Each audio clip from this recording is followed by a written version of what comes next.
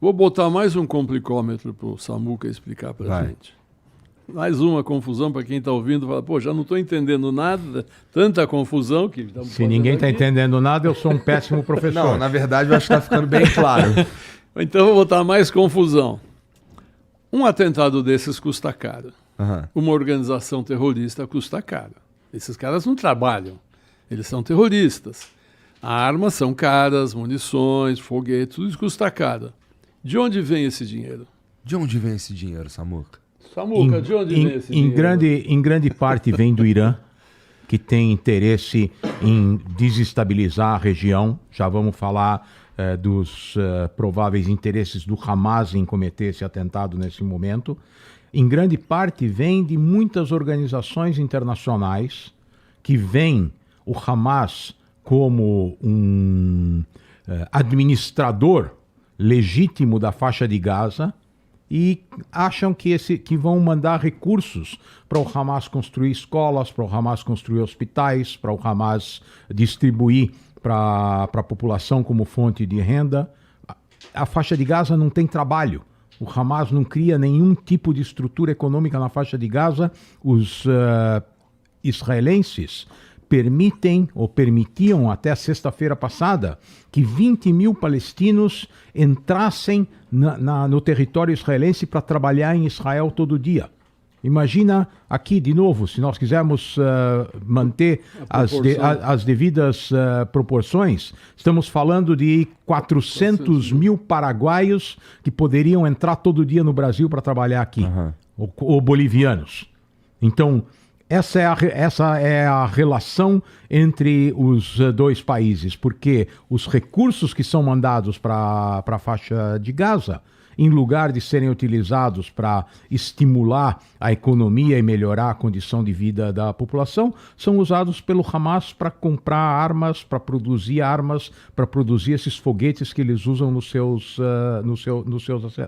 atentados. Então, não há nenhuma razão para que organizações internacionais que acham ou que reconhecem que os palestinos estão sofrendo na faixa de Gaza, mandem dinheiro para o Hamas. Manda dinheiro ou manda recursos, manda remédios, manda comida. Eventualmente o Hamas vai se apropriar desses recursos e vai vender para a população.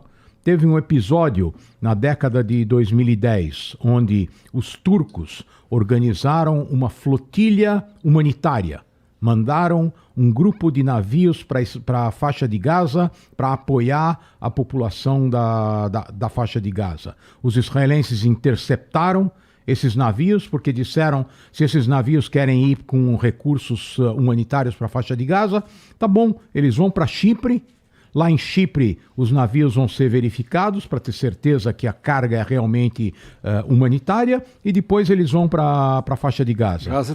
Os turcos se recusaram, os navios foram interceptados pelos israelenses e eles estavam cheios de navios e de armas e de pessoas armadas. Então, essa é a narrativa e esse é o resultado. Um outro navio iraniano foi interceptado também, levando armas para o Hamas. Então, o que Israel faz quando se fala de bloqueio, quando se fala da impossibilidade de um porto funcional, uma prisão a céu aberto, nós estamos falando do que Israel está fazendo para tentar proteger a sua população. Quem critica os Estados Unidos por terem imposto um cerco a Cuba durante a crise dos mísseis em 1962, para impedir que os soviéticos mandassem mísseis nucleares para Cuba? Ninguém fala que os Estados Unidos não tinham o direito de impedir que do seu lado fossem instalados mísseis que ameaçassem a integridade da sua população. É isso que Israel está fazendo. Está impedindo que o Hamas tente criar uma força ofensiva suficientemente poderosa para ameaçar o país. E mesmo com todo esse bloqueio, olha o que aconteceu no sábado. Assim, eu entendo isso daí, por mais que haja uma tensão muito maior entre Israel e Palestina, é o mesmo argumento que a Rússia usou para invadir a Ucrânia, não é? Não quero que a OTAN chegue aqui. Tem uma certa semelhança, mas em nenhum momento a Ucrânia atacou o território da Rússia, invadiu a Rússia, sequestrou e matou os cidadãos russos. Então, nesse sentido, não tem nenhuma semelhança. O argumento que você está usando poderia ser... poderia aparecer um paralelo se, eventualmente, o Irã mandasse... elementos armados para a faixa de Gaza para preparar um ataque contra Israel. Isso poderia ser uma preocupação parecida. Mas isso ainda não aconteceu. Por enquanto, o Irã está mandando dinheiro e armas que conseguem ser contrabandeados para a faixa de Gaza. Mas a percepção, eventualmente, é essa. É de você ter uma entidade na tua fronteira que representa uma ameaça à tua integridade ou à segurança dos teus cidadãos. E qualquer país do mundo faria a mesma coisa e a reação provavelmente não teria sido essa. O que a ONU fez a respeito da invasão da Ucrânia pela Rússia? Nada. Não fez nada. Nada. Por que o presidente Lula não condena a ação do Hamas como uma ação terrorista? Não chama o Hamas de uma organização terrorista que atacou Israel? Por que não condenou a Rússia? Porque não condenou a Rússia também? Então, pelo menos com toda a incoerência que a política externa brasileira vem demonstrando, aqui nós temos um elemento de coerência. 2 agressores não foram condenados pelo Brasil. Ele chamou o Irã para ir no BRICS. Exatamente. Então, o Irã que financia esses terroristas, ele chamou para o BRICS. Qual que é o verdade, ou que vocês supõem que seja o interesse do Irã nessa guerra? Primeiro, o Irã, assim como o Hamas, tem como objetivo declarado destruir o Estado de Israel. Esse é declarado. Declarado. Eles falam isso em todos os discursos dos ayatollahs. Isso é público. Que a entidade sionista não deveria existir. Eles nem se atrevem a usar o nome Israel. Esse é um ponto.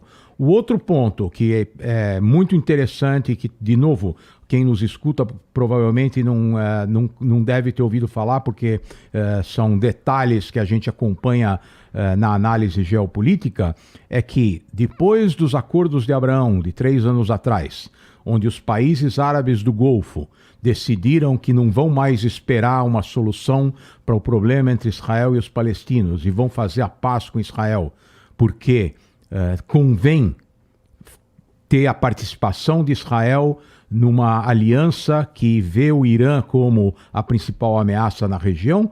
Agora, a Arábia Saudita, com a promoção dos Estados Unidos, vinha avançando também nessa direção. Já existe uma relação de confiança há muitos anos entre Israel e a Arábia Saudita, mais uma vez porque o Irã é visto como uma ameaça potencial, e as negociações vinham avançando para normalizar as relações entre a Arábia Saudita e Israel. Agora mais uma pergunta para o Samuel. Você faz a pergunta para ele.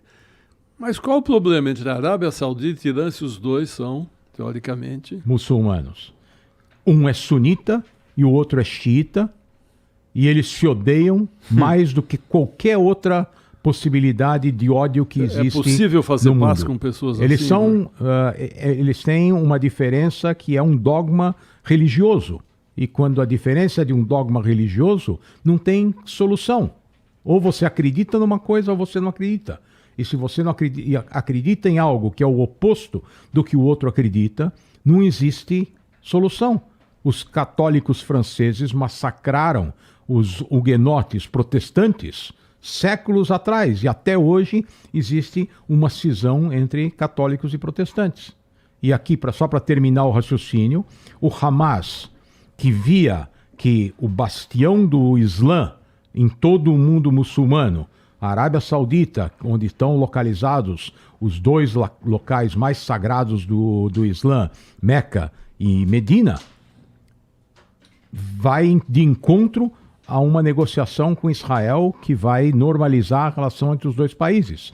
E o Hamas fica de fora, deixa de ter qualquer tipo de protagonismo no mundo muçulmano e, portanto, faz alguma coisa para tentar impedir esse processo. Se os sauditas tiverem um pouco de consciência geopolítica, vão deixar a poeira abaixar e vão continuar nesse processo, porque essa é a prova de que as intenções do Irã são as piores possíveis. E se o Hamas fez isso com Israel, quando o Irã puder, vai fazer isso com as populações sunitas dos países árabes do Golfo também. Já houve uma guerra entre o Irã e o Iraque na década de 1980, onde morreu 1 milhão de pessoas dos dois países, bombardeados por armas químicas, massacrados nas cidades que foram ocupadas. Esses países fundamentalistas islâmicos não têm absolutamente nenhum escrúpulo e os sauditas sabem muito bem disso. Então, eu estimo que quando as coisas se acalmarem, os sauditas, pelo menos informalmente, vão continuar reconhecendo que Israel é um aliado potencial que convém manter do lado deles. Aham.